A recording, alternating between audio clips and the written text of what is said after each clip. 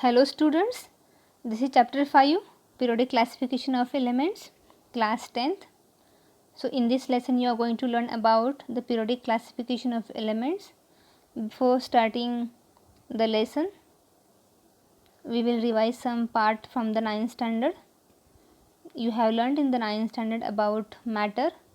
The matter is present in the different form like elements, compounds and mixtures. And you know that element contains atoms of only one type. So till date today 118 elements are discovered, and out of these 94 elements are naturally occurring. So now here the first term is classification of elements. So what is the classification and what is the classification of elements? So classification means arrangement, sorting, and the classification of element is the arranging of elements into different groups on the basis of similarities in their properties. This is called as classification of element. So here elements are arranged in different groups on which base? On the base of their similarities in their properties, because all the elements possesses some properties, and what are the similarities are found in the properties. On that basis the elements are classified, arranged, and this classification of the similar elements into a group makes the study of elements easy, because as different elements were being discovered, scientists gathered more and more information about it, and scientists found it is difficult to organize all that was known about the element, and they started looking for some patterns in their properties, and in this way there several attempts took place on the classification of elements. So here in the slide the second point is early attempt at classification of elements. Earliest attempt to classify element was grouping the then known elements, about 30 elements, into two groups called metals and non-metals. So at the earlier time, whatever the elements were discovered, it is given here near about 30 elements.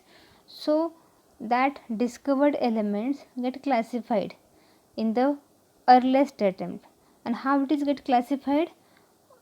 On the base of some similar properties, and that classification is done into two groups, and that time the group was metal and non-metal. But when that classification was done, means the earliest attempt, the elements were classified into metals and non-metals group. But there was a drawback, or there was a defect in the classification. And what was that defect? So in that classification there was no place for the metalloids, and metalloids means elements which have properties of both metals and non-metals. These metalloids were discovered later, but in the earliest attempt of the classification there were no place for these metalloids. That's why this earliest attempt was not successful. Then further classification were tried out as our knowledge of elements and their properties increased.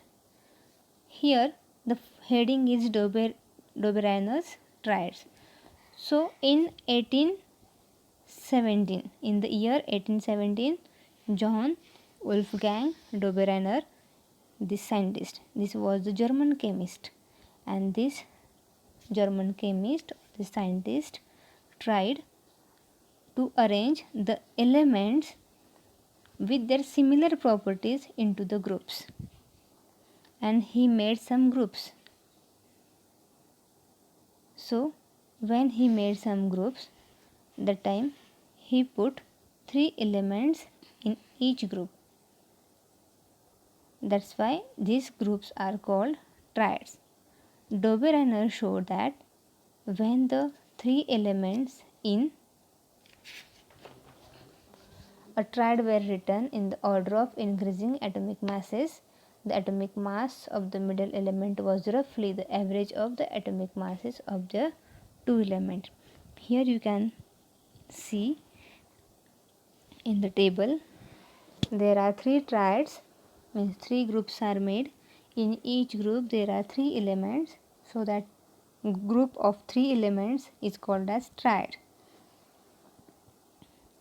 In the Dobereiner triads, these elements are classified in the increasing order of their atomic masses.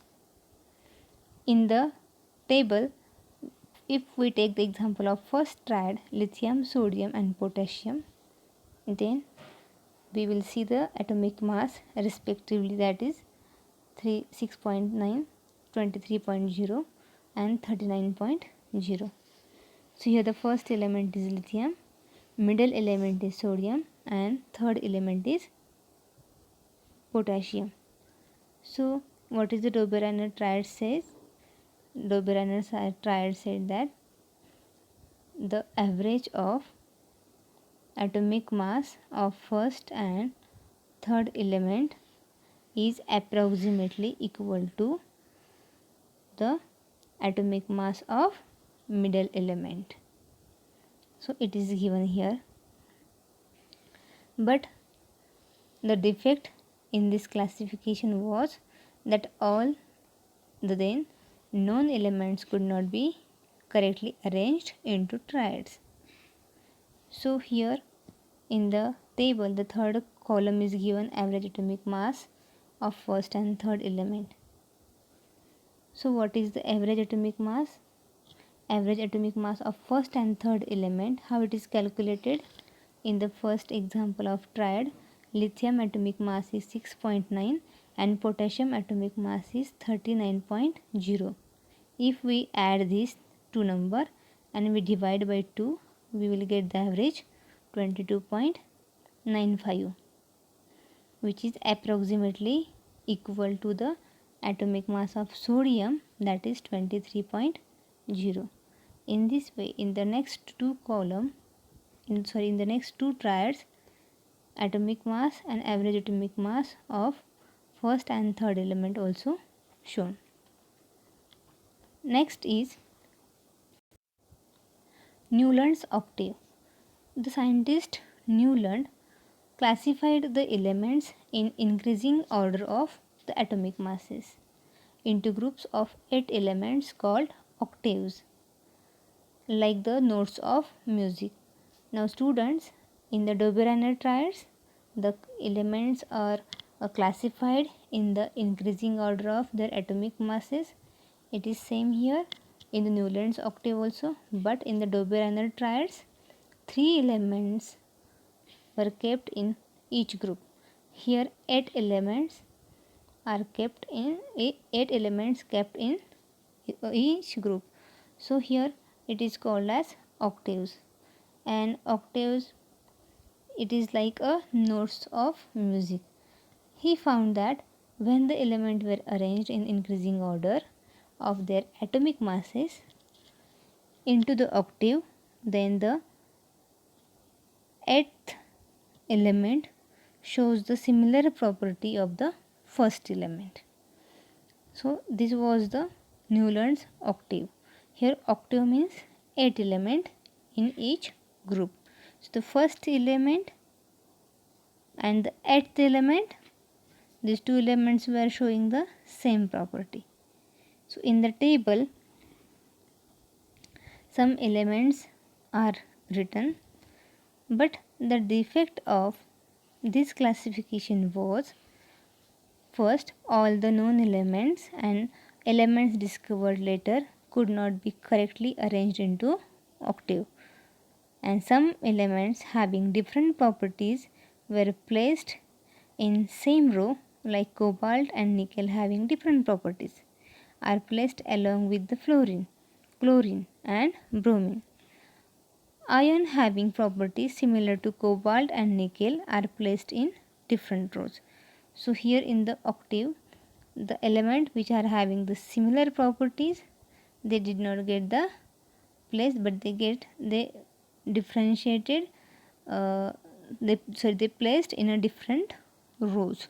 So this is the Newland's octave, and in this Newland octave, first element and the 8th element are showing the similar properties, it is written. Thus the Newland law of octave worked well with the lighter elements only.